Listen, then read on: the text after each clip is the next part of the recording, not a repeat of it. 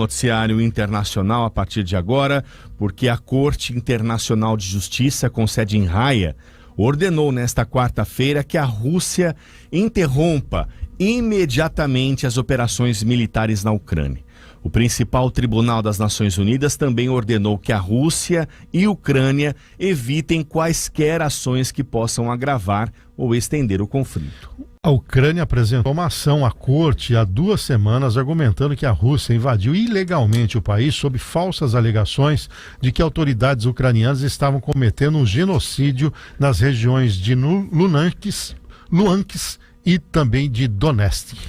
A Rússia, ela enviou uma carta ao tribunal no último dia 7, solicitando que o caso fosse arquivado por falta de jurisdição, mas o pedido foi negado. Embora a medida seja de cumprimento obrigatório sob o direito internacional, a Corte Internacional de Justiça não possui os meios necessários para fazer com que a Rússia respeite a determinação. Mas cria um precedente para ali na frente, né, até penalizar o Putin por crime de guerra. Claro que até lá muita coisa vai acontecer, muitas mortes ocorrerão, mas ele corre esse risco. Por sinal, na próxima matéria que nós vamos trazer, o tom entre Estados Unidos e a Rússia aumentou. Pois é, viu, Café? O presidente dos Estados Unidos, o Joe Biden, chamou Vladimir Putin da Rússia de criminoso de guerra pela invasão à Ucrânia.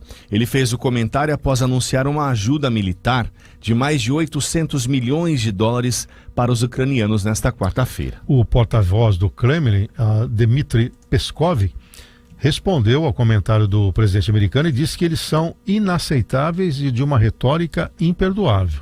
No ano passado, Biden já havia classificado o presidente russo como um assassino. Mais cedo, Biden anunciou uma ajuda militar no valor de 800 milhões de dólares para a Ucrânia.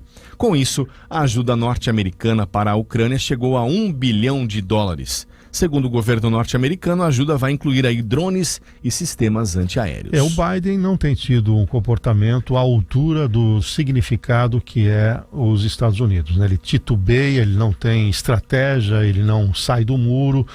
Porém, ele tem razão nessa afirmação. A ação do Putin, da maneira como está sendo, inclusive bombardeio numa fila de pessoas civis esperando para pegar um pão. Morreram mais de 10, 12, 15 pessoas. Quer dizer, é um absurdo isso. É um crime contra a humanidade. Então, o Putin será condenado sim, é um criminoso de guerra, porém, o Biden fica com esse titubeio, perdendo a credibilidade, e aí é margem para esse tipo de comportamento. O cerco está apertando. As informações recentes que nós temos, que é possível sim que haja um acordo para o cessar-fogo. As consequências econômicas estariam falando muito alto nesse momento, e a pressão, principalmente dos milionários russos, é muito grande em cima de Putin. O Putin só não está mais assim desconfortável porque tem a China como primeira parceira, mas a China também já se preocupa com o Ocidente no tocante a um eventual apoio a Putin, perdendo inclusive mercado. Vamos ver se mais uma rodada de negociação chega ao fim desse conflito inaceitável nesse século XXI, no ano de 2022.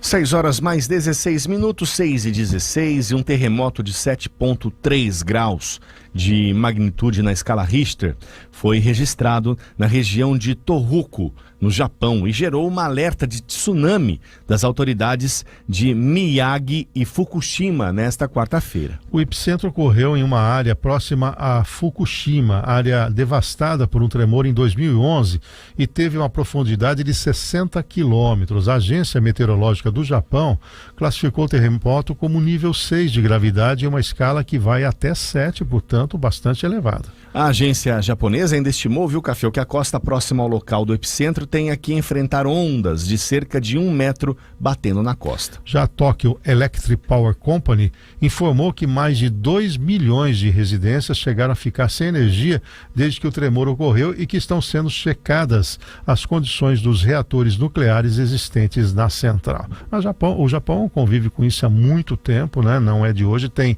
uma série já de edificações com toda a proteção, é uma área, a ilha, né, que tem um território muito pequeno e sujeito a esse tipo de interferência.